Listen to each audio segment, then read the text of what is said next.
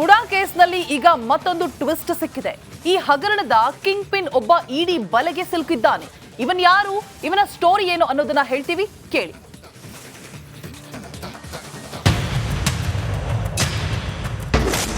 ಮೂಡಾ ಹಗರಣ king pin ಕುಮಾರ್ಗೆ drill. ರಾಜ್ಯಾದ್ಯಂತ ಮೂಡಾ ಕೋಲಾಹಲ ಎಬ್ಬಿಸಿದ್ದು, ಹೇಗಾದರೂ ಮಾಡಿ ಈ ಹಗರಣಕ್ಕೆ ತಾರ್ಕಿಕ ಅಂತ್ಯ ನೀಡಲೇಬೇಕು ಅನ್ನೋ ಜಿದ್ದಿಗೆ ಬಿದ್ದು ಇಡಿ ತನಿಖೆಗೆ ಇಳಿದಿದೆ. ಇದರ ಪರಿಣಾಮ ಈಗ ಈ ಹಗರಣದ ಕಿಂಗ್ ಪಿನ್ ಬಿಕೆ ಕುಮಾರ್ನನ್ನ ವಿಚಾರಣೆ ಮಾಡಲಾಗಿದೆ.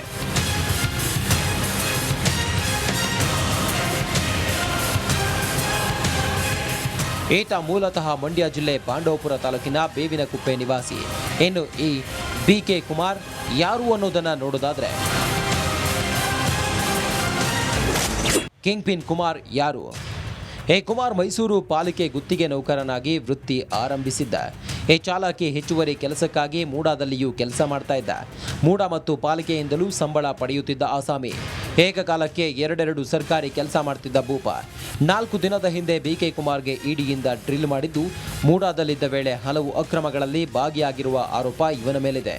ಮೂಡಾದಲ್ಲಿ 8,000 ಸೈಟ್ಗಳ ಬಗ್ಗೆ ಮಾಹಿತಿ ನೀಡಿದ್ದ ಅಲ್ಲದೆ ಈ ಸೈಟ್ಗಳನ್ನು 50:50 ಅನುಪಾತದಲ್ಲಿ ಮಂಜೂರು ಮಾಡಿದ್ರಂತೆ ಆಗಿನ ಆಯುಕ್ತರು.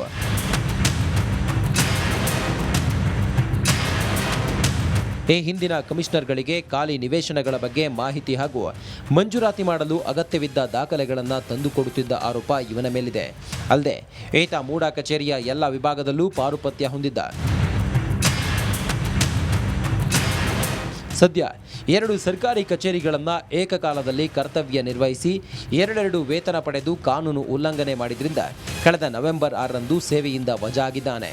ಅಲ್ಲದೆ ಇಡಿ ವಿಚಾರಣೆಯಲ್ಲಿ ಅನೇಕ ರಹಸ್ಯಗಳ ಬಗ್ಗೆ ಮಾಹಿತಿ ಕೊಟ್ಟಿದ್ದಾನಂತೆ. ವಿನೋದ್, ರಿಪಬ್ಲಿಕ್ ಕನ್ನಡ, ಮೈಸೂರು.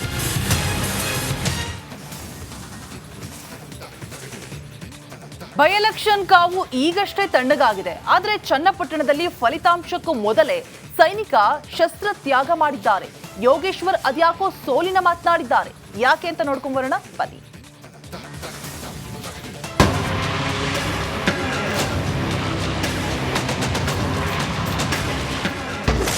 ರಿಸಲ್ಟ್ಗೂ ಮೊದಲೇ ಸೈನಿಕನಿಗೆ ಸೋಲಿನ ಭೀತಿ.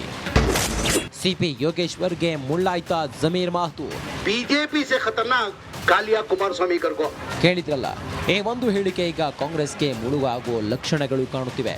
ಹೇಗಂತ ನಾವು ಹೇಳ್ತಿಲ್ಲ, ಸ್ವತಃ ಚನ್ನಪಟ್ಟಣದ ಕಾಂಗ್ರೆಸ್ ಅಭ್ಯರ್ಥಿ ಸಿಪಿ ಯೋಗೇಶ್ವರ್ ಹೇಳ್ತಿದ್ದಾರೆ. ಸೈನಿಕನಿಗೆ ಜಮೀರ್ ಹೇಳಿಕೆ ಕಂಟಕ. ಮಟ್ಟಿಗೆ ಡ್ಯಾಮೇಜ್ ಆಗಿದೆ ಅಂತ ನಮ್ಮ ಕಾರ್ಯಕರ್ತರು ಹೇಳ್ತಾ ಇದ್ದಾರೆ. ಯಾರು JDSನ ಭಾಳಷ್ಟು ಜನ ಯುವಕರು ನನ್ನ ಮೇಲೆ ಪ್ರಭಾವಿತರಾಗಿ ನನಗೆ ಓಟ್ ಹಾಕಬೇಕು ಅಂತ ಇದ್ದರು, ಅವರು ಸ್ವಲ್ಪ ಘಾಸಿಗೆ ಒಳಗಾಗಿದ್ದಾರೆ. ಒಂದಷ್ಟು ಪರ್ಸೆಂಟೇಜ್ ಅಂತ ಹೇಳ್ತಾ ಇದ್ದಾರೆ. ನೋಡಬೇಕು ಏನೇನಾಗಿದೆ ಅಂತ ಗೊತ್ತಾಗಲ್ಲ.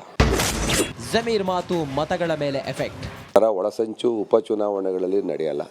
ಜಮೀರ್ ಅವರು ಕೂಡ ಭಾಳಷ್ಟು ಮತಗಳನ್ನು ಕ್ರೋಢೀಕರಣ ಮಾಡೋ ಪ್ರಯತ್ನದಲ್ಲಿ ಮಾಡಿದ್ದಾರೆ. ಅವ್ರ ಮಾತಿನ ರಭಸದಲ್ಲಿ ಒಂದಷ್ಟು ಹಳೆಯ ಸ್ನೇಹ ವಿಶ್ವಾಸಕ್ಕೆ ಮಾತಾಡಿರ್ಬೋದು.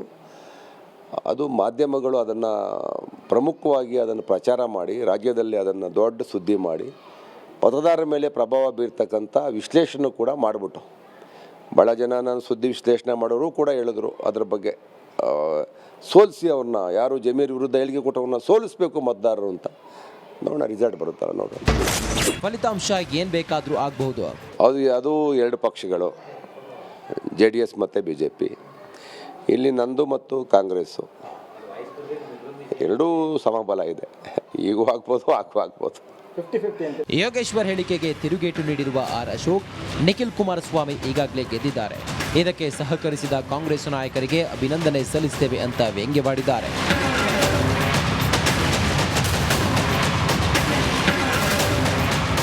ಏನೇನಿದ್ರು ಈ 23ಕ್ಕೆ ಯಾರ ಕೊರಳಿಗೆ ವಿಜಯ ಮಾಲೆ ಅನ್ನೋದು ಕಾಯಬೇಕಿದೆ. ಅದಕ್ಕೂ ಮುನ್ನವೇ ಸೈನಿಕ ಶಸ್ತ್ರ ತ್ಯಾಗ ಮಾಡಿದ್ರ ಅನ್ನೋ ಅನುಮಾನ ದಟ್ಟವಾಗಿದೆ. ಮಾದೇಸ್ವಾಮಿ, ರಿಪಬ್ಲಿಕ್ ಕನ್ನಡ, ರಾಮನಗರ. ಎಷ್ಟು ದಿನ ಸೈಲೆಂಟ್ ಇದ್ದ ಆಪರೇಷನ್ ಕಮಲದ ಸುದ್ದಿ ಮತ್ತೆ ರಾಜ್ಯ ರಾಜಕಾರಣದಲ್ಲಿ ಸದ್ದು ಮಾಡ್ತಾ ಇದೆ. ಖುದ್ದು ಸಿಎಂ ಸ್ಫೋಟಕ ಹೇಳಿಕೆ ನೀಡೋ ಮೂಲಕ ಹೊಸ ಬಾಂಬ್ ಸಿಡಿಸಿದ್ದಾರೆ. ಇದು ಮಾತಿನ ಮಲ್ಲಯುದ್ಧಕ್ಕೆ ನಾಂದಿ ಹಾಡಿದೆ. ಸರ್ಕಾರಕ್ಕೆ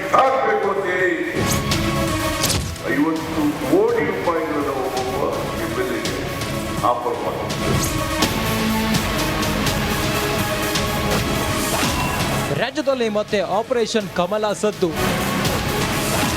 ಸಿಎಂ ಸಿದ್ದರಾಮಯ್ಯ ಹೇಳಿಕೆ ಕೋಲಾಹಲ. ಇಷ್ಟು ದಿನ ಸೈಲೆಂಟ್ ಇದ್ದ ಆಪರೇಷನ್ ಕಮಲ ಸುದ್ದಿ ಮತ್ತೆ ಸದ್ದು ಮಾಡಿದೆ. ಈ ಬಗ್ಗೆ ಖುದ್ದು ಸಿಎಂ ಸಾಹೇಬರು ಮಾತನಾಡಿದ್ದು ರಾಜ್ಯ ರಾಜಕಾರಣದಲ್ಲಿ ಏನೋ ನಡೀತಿದೆ ಅನ್ನೋ ಗುಮಾನಿ ಮೂಡುವಂತೆ ಮಾಡಿದೆ.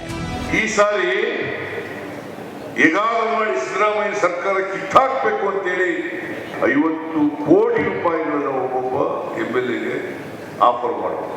50 ಕೋಟಿ, 50 ಜನ MLAಗಳಿಗೆ 50 ಕೋಟಿ ಕೊಡ್ತೀವಿ ಅಂತ. ಎಲ್ಲಿಂದ ಬರ್ತದೆ ಈ ದುಡ್ಡು? ಕೇಳಿದ್ರಲ್ಲ, ಸಿಎಂ ಸಿದ್ದರಾಮಯ್ಯ ಹೇಳಿದಂತೆ ತಮ್ಮ 50 ಶಾಸಕರಿಗೆ ತಲಾ 50 ಕೋಟಿ ಆಮಿಷ ನೀಡಲಾಗಿತ್ತಂತೆ ಎಂದು ಹೇಳುವ ಮೂಲಕ ಸಿಎಂ ಸಿದ್ದರಾಮಯ್ಯ ಬಿಗ್ ಬಾಂಬ್ ಹಾಕಿದ್ದಾರೆ. ಬಿಜೆಪಿ ವಿರುದ್ಧ ಕಾಂಗ್ರೆಸ್ ನಾಯಕರು ಸಿಡಿಮಿಡಿ.